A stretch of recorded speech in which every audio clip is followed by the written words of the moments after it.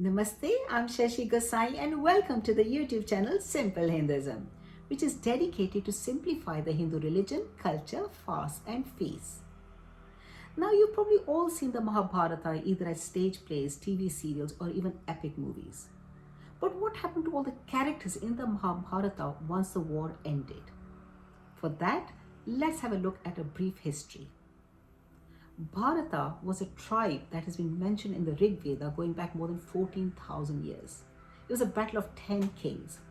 And King Bharata won and he went on to rule for centuries after that.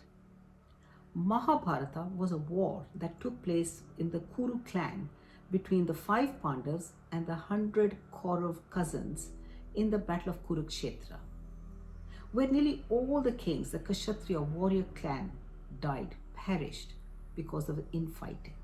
Just before the Mahabharata war was about to begin, Lord Krishna ji gave Arjuna the code of life, the meaning of life, how we should all be living on this earth, in this universe in harmony. And this was encapsulated in a sacred text called the Bhagavad Gita, which still forms the ethics of Hinduism today. After the discourse of Bhagavad Gita, Arjuna was urged to go into war as part of his duty. The war lasted 18 days and there were only 12 survivors left.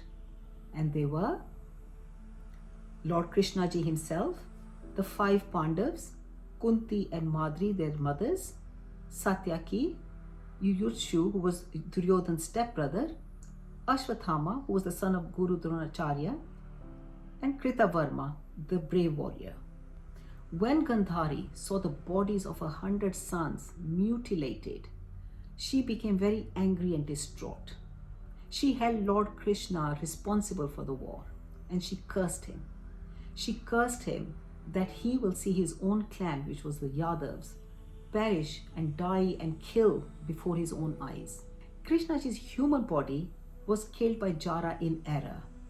He then left the earth, went to the heavenly abode and merged with Lord Vishnu.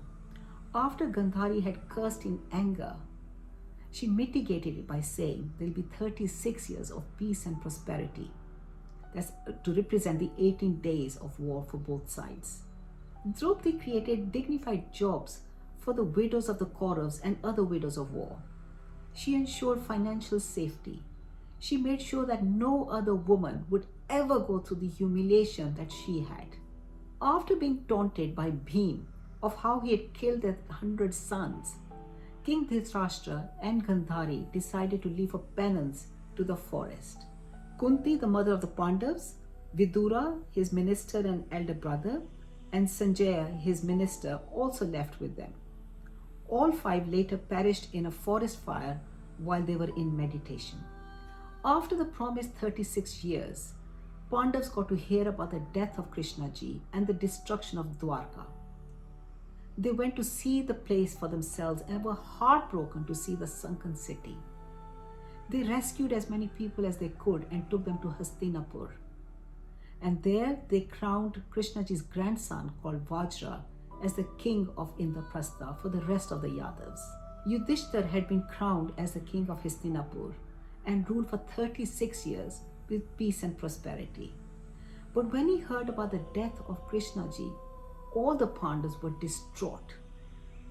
Yudhishthir asked Ved Vyasa of advice of what to do next.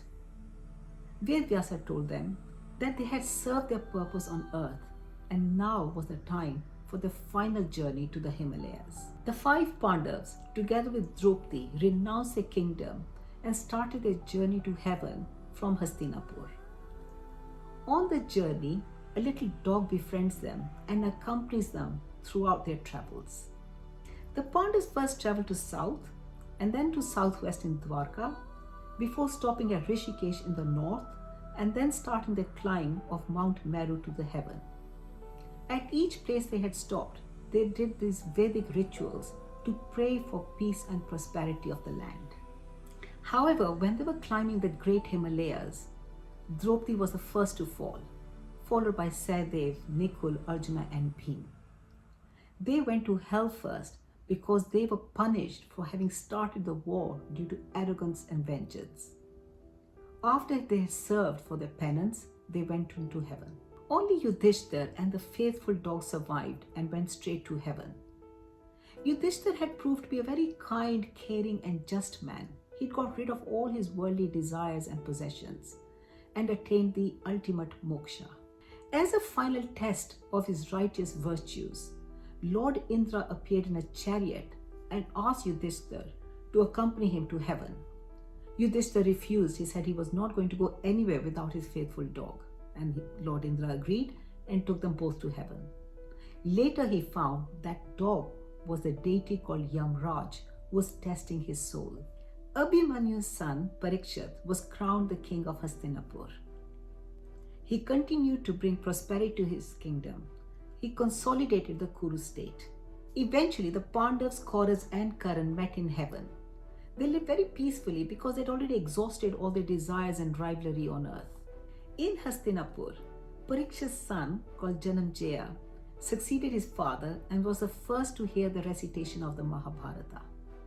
Ved Vyasa, the composer of the epic, taught the story to his student Vaishampayan, who narrated it to Janamejaya, who later arranged Vedic hymns and rituals and developed the state as a political and cultural center in North India.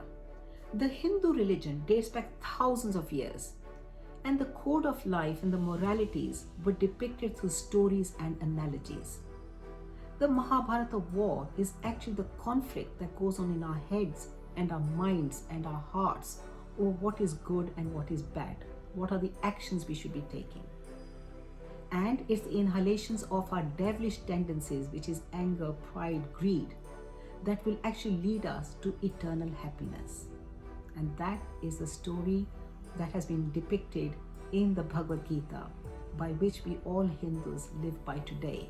This is what makes us so peaceful and prosperous in our day, in our society, all over the world. Well, I hope you enjoy listening to the little bit of Hinduism. I will be bringing some more.